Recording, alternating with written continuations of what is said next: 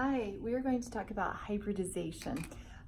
There are some really good examples in the videos for VSEPR. So the VSEPR practice, 2 to 4 electron domains and 5 and 6 electron domains, if you want to see more examples of hybridization. Okay, hybridization actually comes from the Valence Bond Theory. It was created by Linus Pauling, and it's really a visual of molecular bonding. It's qualitative, it's not quantitative, and here's the idea, is that when electrons share in an atom, so let's say or in a molecule, when electrons come and share together, that they create overlap, that there's overlap between the orbitals. So think about one atom, you've got the protons and then that valence shell, the electrons in the valence shell. Then you have your second atom, here's the protons, the nucleus with the valence shell.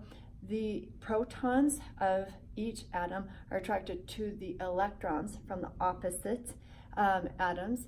And so when they come together and they're attracting to those electrons, those valence shells overlap. That's the idea between hybridization. They overlap. And I tried to draw a little picture here. Sorry, I'm not an artist. I'm so sorry. Here's an s orbital. Remember, it's a sphere. And then there is half of a dumbbell from a p orbital. So if I have a valence shell that's an s, and let's say a valence shell that's a p, they come together and there creates this overlap and they hybridize. They make a morph, a new orbital. And those are called hybrid orbitals. So that's really the driving idea behind this. Notice, added to this, that when orbitals overlap, it increases the probability of where those electrons exist between the space of the two nuclei. And I put it right here, finding the electron in a region of space between the two nuclei. All right, in hybridization, it's just the idea that those valence shells touch, they morph and make a new hybrid orbital. Let's see here. Notice this, and this is the part you'll love. It's actually really easy how to figure out hybridization. Hybridization matches the electron geometry of the molecule. So you'll recall from our valence shell electron pair repulsion, VSEPR, that you look at the central atom, count electron domains. Now, however many electron domains there are, that determines the hybridization. So these hybrid orbitals, when the valence shells touch and they make a new morphed orbital, they have names, and here they are: sp, sp2, sp3, sp3d, sp3d2. So notice the pattern here. S has a maximum of 1 exponent, is understood to be 1. P has a maximum exponent of 3, and D has a maximum exponent of 2. Now, a little side note, there's debate in the chemistry community about these d orbitals. If you're in an AP class, they will not ask you a question about 5 or 6 electron domains because there's dispute on the d orbital. It could be, though, in a college class that you will have to know those d orbitals. So I'm still going to teach you because as far as I know, it hasn't been 100% accepted by all chemistry professors. So here's the really easy way to figure out hybridization. You simply count electron domains around that central atom, and then you can assign the hybridization. Watch the trick. If you have 2 electron domains, the exponents have to equal 2. So 1 plus 1 is 2 electron domains. There's 3 electron domains. Look at this. 1 plus 2 is 3. 4 electron domains. 1 plus 3 is 4. 5, you've got 1 plus 3 is 4 plus 1 is 5. And then 6 electron domains. 1 plus 3 is 4 plus 2 is 6. So let me show you how to do this. I have some little examples. We'll do one at a time here. So we're going to do a carbon dioxide. Carbon, central atom, double bonded to 2 oxygens. I count the electron domains around the central atom, 1, 2.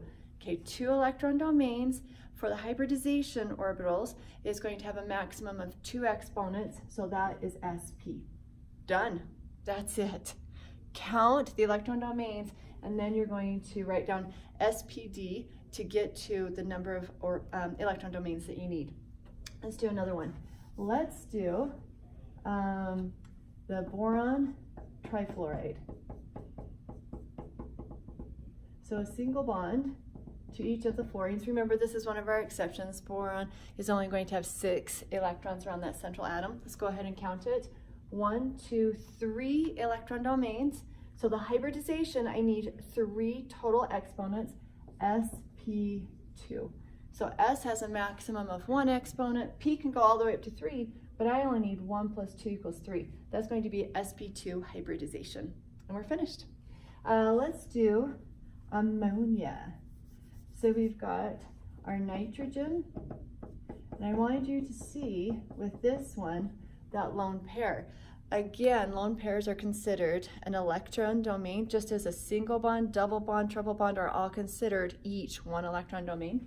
Let's count this. I've got 1, 2, 3, 4.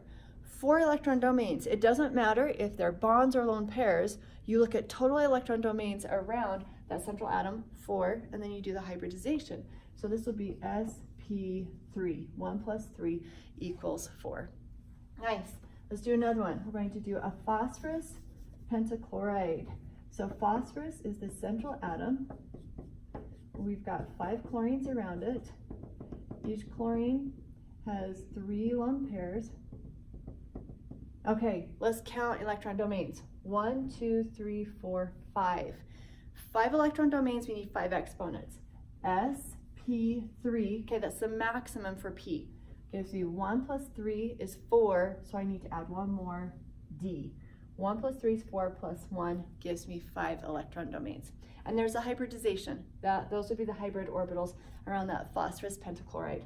Okay, one more. Let's do a sulfur hexafluoride. So we're going to have, let's see, 6 fluorines around that central atom, sulfur, an octahedral, molecular, and electron geometry. Okay, let's count electron domains. We've got 1, 2, 3, 4, 5, 6. 6 electron domains, so we need 6 exponents. S, maximum is 1. P, maximum is 3. 1 plus 3 is 4, so then I do the D, and that's going to be a 2. 1 plus 3 is 4, plus 2 is 6. So there's your hybridization when you've got 6 electron domains. Again, if you need more practice, look at the VSEPR practice. For all of those, I also included hybridization. All right, good work. Have a really good day. Bye.